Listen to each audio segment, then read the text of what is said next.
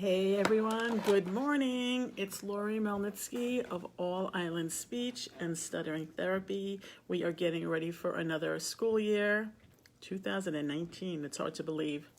In about another 2 weeks. This is a video that I've wanted to do for a while. It's basically to teachers and educators dealing with people who stutter. I hope I can give you some tips that will help you.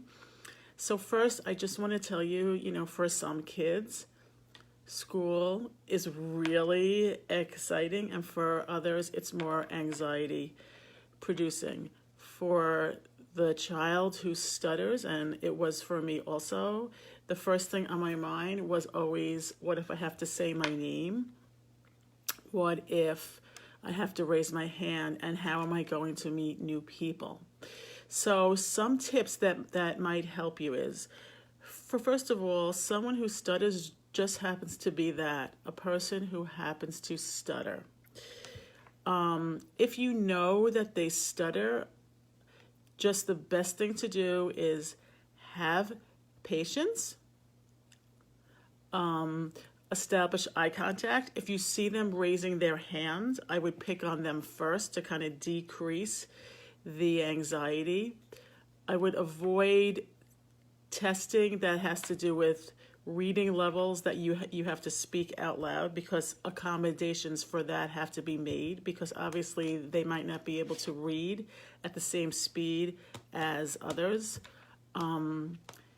If you have some time, it's always helpful to give them some one-on-one time. Please encourage them to get help from if there is no one in the school who specializes in stuttering, encourage them to get help, because the earlier that they can get help, the more it can be managed. It might not be able to be cured in like elementary school or middle school or even high school, but you would be amazed at the success rate, meaning that I have seen, of improved fluency, and even more important, the confidence in speaking. So I just wanted to come on. I am director of All Island Speech and Stuttering Therapy. My name is Lori Melnitsky.